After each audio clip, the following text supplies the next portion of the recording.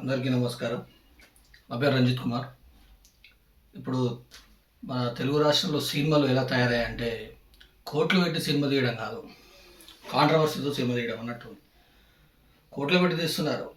ఆ కోట్ల రిపేర్ కోసం సినిమాని మాత్రం నమ్ముకోవట్లేదు, కాంట్రవర్సీని నమ్ముకుంటున్నారు. ఓ డైరెక్టర్ ఒకటి చెప్తాడు, నా సినిమా రిలీజ్ అవుతుందా, సినిమా బాగాలేకపోతే అమీర్పేటలో కడ్రాయితో తిరుగుతా అని. కట్రాడితో తిరిగి అంత నమ్మకం ఉంటే సినిమా ఎందుకు పోయాలి అసలు? సరే, కట్రాడితో తిరిగితే ఏమైనా వస్తుందా? అవునుకన్నా సినిమా చూడడానికి వెళ్ళిన జనాల పైసలు అయితే ఏవో కదా. ఇంకోటి ఉంటాడు, ఆ నిర్మాత నా సినిమా మీద దాడి చేస్తున్నారు.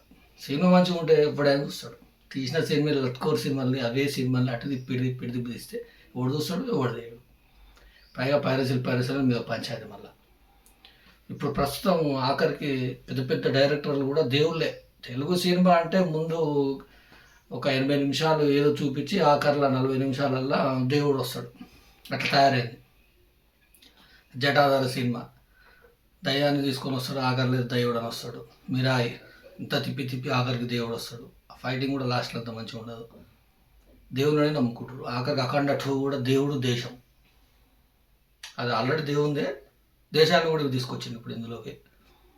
దేశము దేవుడు ఈ రెండు తప్పించి ఇప్పుడు భారతదేశంలో ఏది నడుస్తుంది?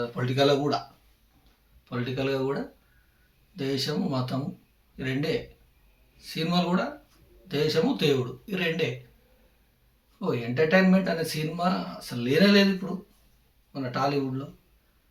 ఒకవేళ వచ్చిందంటే అందులో హీరోయిజం లేదు, అది లేదు, ఇది లేదంటారు మళ్ళీ మన క్రిటిక్స్. అట్లా తయారైంది. కాబట్టి సినిమాలు అనేది తీయడం మంచిదే, కానీ కాంట్రవర్సీలు వద్దు. ఇప్పుడు వారణాసి అని పెట్టారు పేరు, నాకు దేవుడు నచ్చని అంటాడు మళ్ళీ అదే డైరెక్టర్. సరే ఏదో నేను అనుకోకుండా అన్నా అని ఇప్పుడు క్షమాపణ చెప్పొచ్చు కదా, చెప్పడు. ఎందుకంటే అది కాంట్రవర్సీ కావాలనే కదా. ఎందుకంటే ఇప్పుడు మా సినిమా చూడాలి అని అంటే ఏదో ఒకటి చెప్తేనే కదా, అప్పుడు అట్లా అన్నాడు, మరి ఎందుకు ఇప్పుడు ఆ దేవుడు నిజంగానే చూపించింది నాకు అంటే సినిమా చూస్తాం మనం మళ్ళీ, అంతే కదా. అదొక కావాలని తయారు చేస్తారు, సినిమాలు తీస్తుర్రు. ఆ సినిమాకి ఏదో వాళ్ళే కావాలని పెట్టుకొని ఇట్లా మన మీద రుద్దుతారు అన్నట్టు. భగవంతుడు నీకు నచ్చకపోతే భగవంతుడు సినిమా చేయకు. కొబ్బరికాయలు కొడతావు, మంత్రాలయం పోయి యాగాలు చేస్తావు.